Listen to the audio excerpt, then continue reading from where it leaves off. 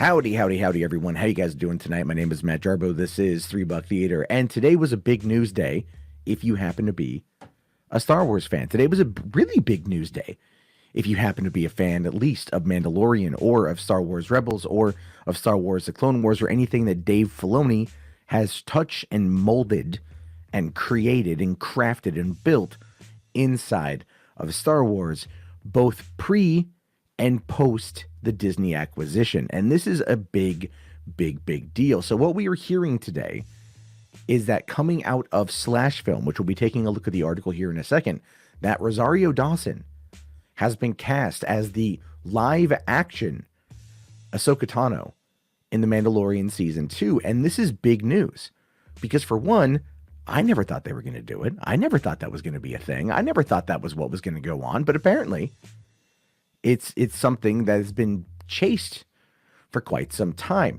So let's bring up the article here real quick. Let's take a look here so people can see it. So it says here, exclusive, The Mandalorian Season 2 casts Rosario Dawson as Ahsoka Tano. And you can tell this is written by Peter Scaretta. And he doesn't do much for the website anymore. He doesn't. He mostly just tweets about like going to Disneyland and recording vlogs from Galaxy's Edge. That's really what he does. That's it. He hasn't posted an article on the website in quite some time that I can tell. And so this is a big deal.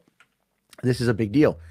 He says, we have exclusively learned that Rosario Dawson will appear in The Mandalorian Season 2, and we are excited to report that she will be playing a fan favorite character only seen in the Star Wars animated productions.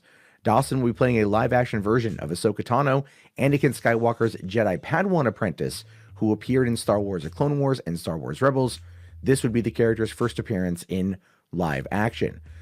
Yes, that's very true, even though he kind of pointed that out like a sentence or two beforehand. So there's that. All right. It says here that Dave Filoni, the co-creator of Ahsoka in its animated form, is a writer, producer, and director on The Mandalorian. He made his live action directorial debut helming a couple episodes of the first season.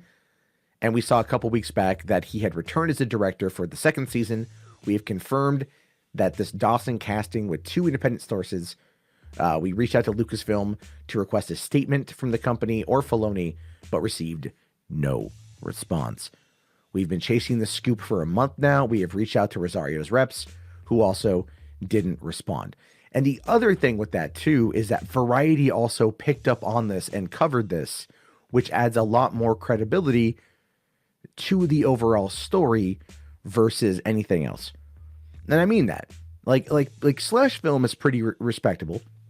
I mean, outside of their Joker coverage, which was pretty horrendous in my opinion, but they're respectable. And but Variety also covered it, and that's big. Now this is when they talk about the fan casting from back in 2017. A fan tweeted at Rosario Dawson asking her to appear in a Star Wars movie as Ahsoka, and she responded, yes, please, #Ahsoka lives. And it got a lot of people to push for it and everything else. And then from there, they just talk more about what her role might be in The Mandalorian. And truth be told, I pretty much figure her role is going to be probably following the events of Rebels Season 4. So, talking about the idea of what's going on here and who she could be playing in Mandalorian Season 2, like I said, it has a lot to do with following the events of Star Wars Rebels, which was also a Dave Filoni creation. Now, a lot of people have been talking about what to expect, not only from her, but what else could be coming. And Grace Randolph talked about it today, and in her live action Ahsoka video, and she had made a comment. She repeatedly said, didn't say from where, but she had repeatedly said that she's been hearing that a live action Ezra Bridger would also be making an appearance in Mandalorian Season 2, that a live action Ezra Bridger would be coming, which would tie in to what I believe is the situation involving where the end of Rebels went, which is where Ezra went and who he was with, which would be Thrawn. And at the end of all that, are we now going to be able to see something along the lines of a live action Thrawn? And honestly, who knows at this point? Who really knows at this point? But one of the more interesting factors is this. Back in January, Mikey Sutton ran the Scoop Jam, where he gave me this particular scoop. I totally forgot about it until today. I cover a lot of stuff. I totally forgot about this one. But, you know, what it was the Sabine Wren popping up in The Mandalorian season 2. In fact, this is the scoop that he gave. Sorry, this is back in December, not January. It says, in case you're wondering about the date, this is when a leak of mine hit YouTube, Matt Jarbo Through Theater channel. He says here that The Mandalorian won't be the only Mandalorian on Disney Plus. According to several insiders, Disney Plus is developing a live-action TV series for Star Wars Rebel Sabine Wren.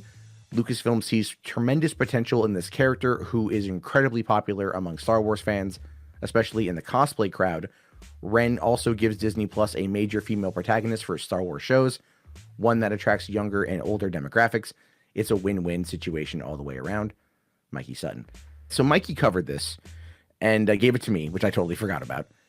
But we're hearing now, again, this kind of ties in, right? So we have Ahsoka, we've got Ezra coming in from a third source. Mikey talked about Sabine Wren. Having Rosario Dawson play Ahsoka Tano in a live action show would mean that and it takes place 5 years after the events of Return of the Jedi, which is where the epilogue took place for Star Wars Rebels.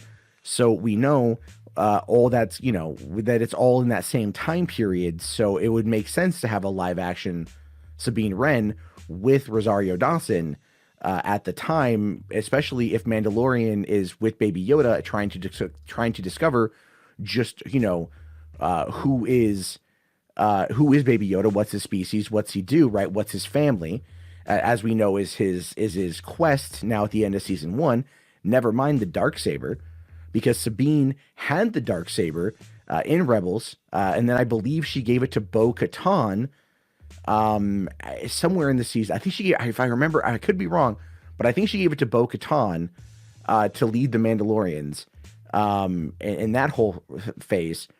And so that's, you know, how obviously now we're going to, you know, she's going to want to know how the hell Moff Gideon got the Darksaber. So that's going to tie into that as well. So if you think about it, if this is true, if all of this is true, Dave Filoni and his master for world building with Star Wars is going to combine the Clone Wars, Rebels, and the Mandalorian all into one show, where they're going to be dealing with the fallout from the Empire, as well as the Darksaber and everything going on with Mandalore. And that's actually pretty freaking cool, because that could tie into the movies. Because I do believe that, like, it's possible. I don't know if it's Slashfilm or Variety that had said that they were hearing that they wanted, you know, Disney Lucasfilm wants Rosario Dawson to show up in multiple events, right? Kind of like how she was the night nurse in the Netflix shows. This would be a lot more prominent, maybe popping up in movies, popping up in TV shows. At the end of the day, this is very fascinating. This is very cool. This is a lot of fun. And as a Star Wars fan who loves the vast majority of it, I really want to see how it all ties together. And I think that this is going to be Filoni and Favreau really taking what people loved about the Clone Wars and Rebels and Mando, and merging it together into almost like an MCU style event, or an MCU style approach. And I think that overall is going to be what people really, you know, are going to get excited about, because we know the MCU approach to things, how they build the worlds, is coming. And I kind of thought that they were going to go to the High Republic, and I still think they are. I have every theory of mine leads to them focusing more on the High Republic for the movies. But I think for Disney Plus, they're going to be focusing on building it off post Return of the Jedi, and then building and leading in those 30 years to The Force Awakens. Very much how I feel like the High Republic is going to be building into the prequels in order to entice China. It's all part of the plan. Anyway, the other little bit on this one, the other little crazy factor is this story that popped up last month. Back in January, titled "Rumor Animated Sequel Series to Star Wars Rebels Arriving This Year." Now, this was talking about how Story Transmissions has released an exclusive via YouTube going into how the next major animated Star Wars series after the return of the Clone Wars will be a true follow-up to Rebels, continuing the story left off by the finale, in which Sabine Wren traveled alongside Ahsoka Tano in search of Ezra Bridger, years after he helped oust the Empire from Lothal for good. This plot point has not been brought up at all since Rebels has ended, leaving the story an open door for whomever wants to tell the story. And that story may indeed be overseen by Dave Filoni, the showrunner of both Clone Wars and Rebels. So Kessel Run Transmissions is saying that this is going to be a sequel series. They said this back in January. Now we're finding out that they want to potentially, bring in Ahsoka Tano. So are they going to do 2 series? Are they going to have the live action version and the animated version, or is it all going to be the live action version? I think with the success of The Mandalorian, I think it's all going to be the live action version, which is a very interesting way to go about things, but it's cool nonetheless. And I am very excited to see where it goes. All signs point to Mando season 2 being just hot damn, one of the coolest things in existence. And of course, as always, I want to hear your thoughts and your opinions down below.